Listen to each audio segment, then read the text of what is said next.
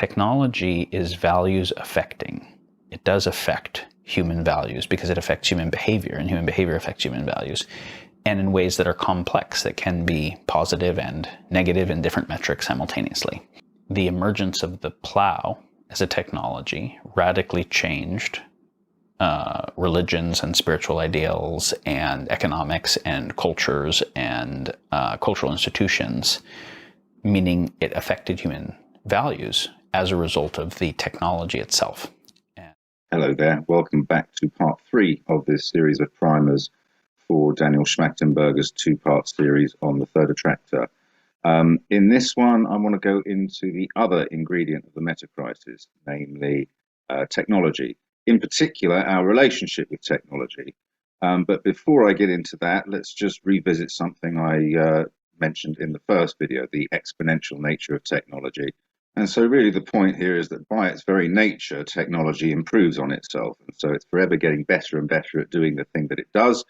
And at the same time, it becomes more and more widely available as it gets cheaper to produce and production methods get refined and so on and so on. And so as technology becomes more and more powerful, its ability to cause alterations to the environment increases. And that ability is in more and more and more hands. And so this trajectory leads to one place, that sooner or later, an individual or a small group of individuals, either by accident or by ill intent, over time become increasingly capable of causing catastrophic harm in the world. But like I said, what I really want to focus on is our relationship with technology. And I think this is a pretty good way of thinking about it, this 3-pointed diagram. With humans as the agents making choices, and in making choices affecting the world around them. Technology is leverage on those choices, right? Like I can dig faster with a shovel than I can with my hands. I can dig faster with a bulldozer than I can with a shovel. And so as technology improves, it leverages our ability to make choices in the world.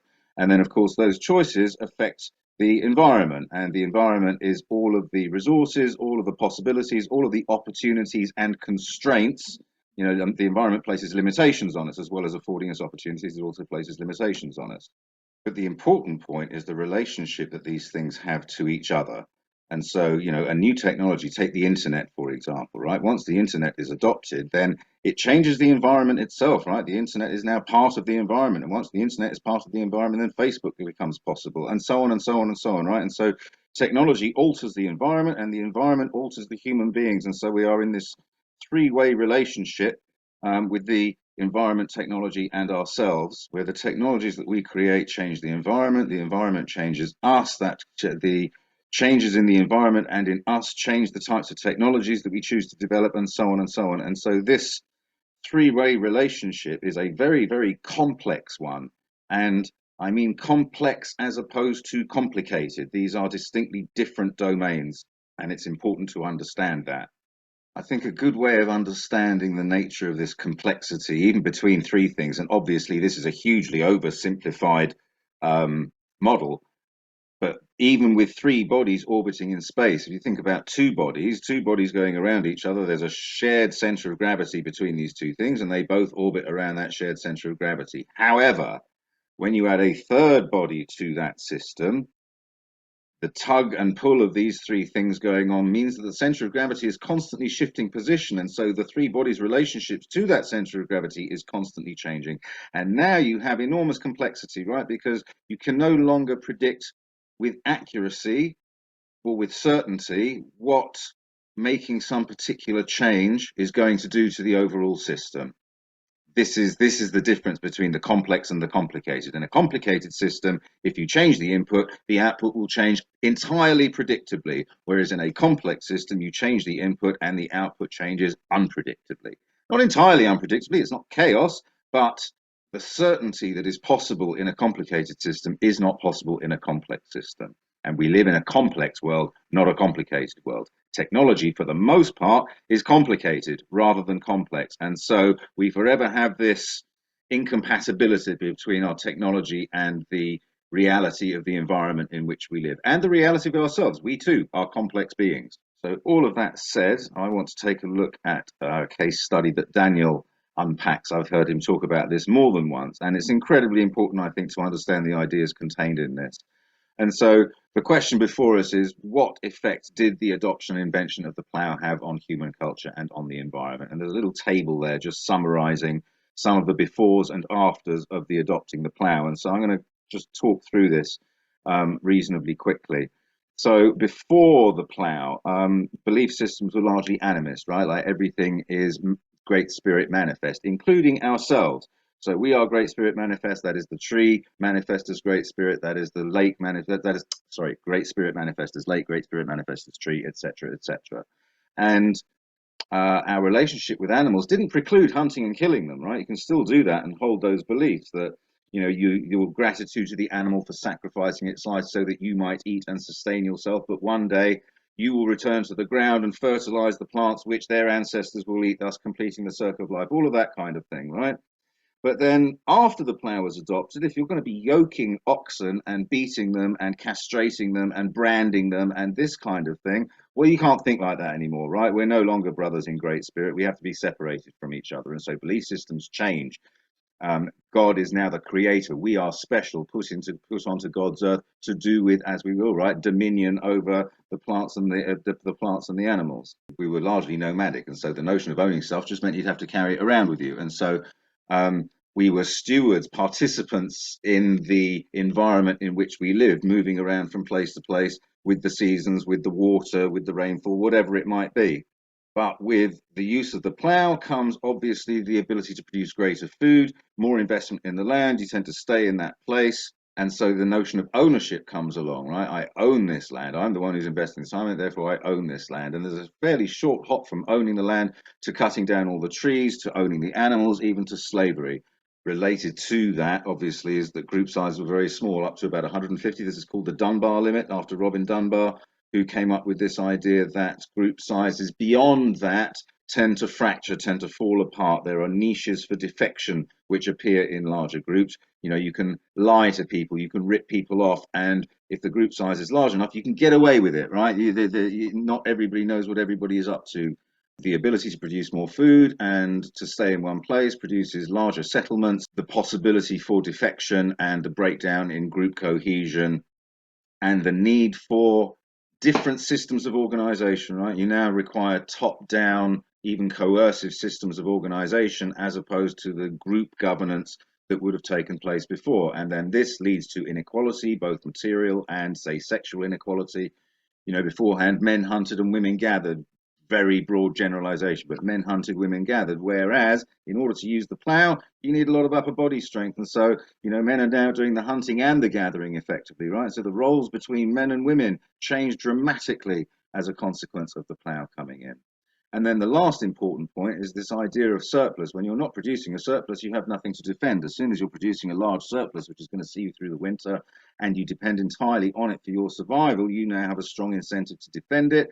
And the ability to produce a surplus where not everybody is required to produce food, you now have the capacity to have standing armies, A, to defend your surplus, and B, to potentially be aggressive towards neighboring groups. There are a few points to take from this. Firstly, this idea of no choice but to adopt. It's not like, oh, well, the plough's going to change us, we don't want to adopt it. You don't get that choice, because those that do adopt the plough have so much more ability in the short-term game to overtake you. So those that those that did not adopt the plough soon got swallowed up by those that did adopt the plough. And so we, and by we I mean civilization writ large, are the descendants of those that did adopt the plough. Those that didn't adopt the plough are gone, barring a few little tiny pockets of indigenous tribes here and there. Another important point to take from this is the idea that technology is not values neutral. The idea that a hammer can be used to build a house, or it can be used to stave someone's head in. And so the hammer itself is neither good nor bad. It depends on how it's used. And there's a lot of truth to that. However, as you can see from the example of the plough, technologies are not always values neutral. And there was no choice but to adopt the plough. And in adopting it, you set yourself on a pathway to profoundly changing your belief systems, your value systems, your cultural systems, etc. And so they are not values neutral. We need to understand that. And if you look at technology and social media, how has that changed? This is still in its infancy, 30 years, something like that, 40 years maximum this has been around. And it is already impossible to imagine the world without it, and we have no inkling of the long-term changes that this is going to bring about in us. And so the profundity and complexity of the changes that technology invariably brings to both culture and to environment, an understanding of how to navigate this is a key feature of the third attractor. And so how the hell do we do that? How do we navigate complexity like that? Well, there's a few ideas here. I mean, this is somewhat vague, but there's a few ideas here, and these are also important bits of vocabulary for understanding all of this. So the first thing on there is collective intelligence, and this is basically exactly what it sounds like. People getting together and discussing things and updating their models and updating their understanding, and broadening their perspective and seeing things through other people's eyes and all of that kind of stuff. This is collective intelligence. So systems for harnessing that are going to be key. Good collective intelligence allows us to do good sense making, good sense making, understanding as best we can the realities of what's going on in the world in the broadest possible way and in the most specific possible way at the same time. This allows for good decision making. But understanding that we're living in a complex world, there is no such thing as making perfect decisions that take into account all things, right? We are always neglecting some part of the story, some part of the total picture, and therefore monitoring and feedback systems so that we can notice things and take account of them and update and improve our systems and models to take account of this new understanding and of these new signals that we're noticing. And in order to do that, we need to be able to speak to each other. We need to communicate transparently and openly and honestly and not wish to hide things from each other, not wish to further our own agendas at the expense of the collective. And if we can do all that, then we enter into a mode of like wise stewardship of this complex space where people, technology, environment are interacting with each other healthily, right? People are creating technology which serves them and does not harm the environment, if anything, improves the environment, leading to a greater degree of universal thriving for all. And that, if you remember from the last video, was my attempt at a universal value, is universal thriving. Okay, that's all I have to say for this video. Just one last thing before I go is that this is the third of four. I'm going to do one more just to sort of distill out and summarize some of the key features of what the third attractor might look like. So that will come fairly shortly. But by now, if you haven't already, by now you really should, if you find this stuff at all interesting and want to know more, you should be going to Daniel's two-part video, and then from there he references a few places where you can go for further reading, the Consilience Project being one of them. I will put links to all of these things in the description. Yeah, please do make the time, make the effort to go and watch those, and tell all your friends, and find little clips either of mine or his that you can transmit to them that you think summarizes the more people thinking about this, the more possibility we have of actually uncovering a third attractor that is functional and works. Okay, thank you very much indeed for watching as far as this, and I will see you for the next one shortly. Bye.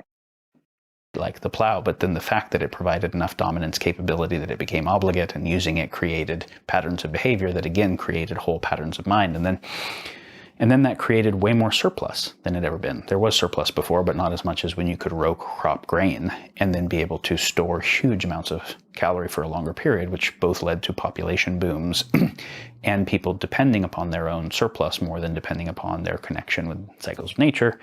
And then exchange increased, and all the things that we think of as because of the exchange and being able to use grain as a medium of exchange, you got increased specialization and division of labor and like that, but also the emergence of class systems and radical kind of wealth inequality. And then, of course, as there's more surplus and there's private ownership of that surplus, then there's inheritance. And then with inheritance becomes the need for things like whatever, institutional monogamy for paternity certainty to know who the inheritance passes to. And if we start to think about things like private property ownership at scale and class systems and institutionalizing mating structures and parenting dynamics and inheritance and animism and religious ideas and the Anthropocene, like huge effects on human psychology and values at scale that have been determining features of the world since that, were the result of a technology.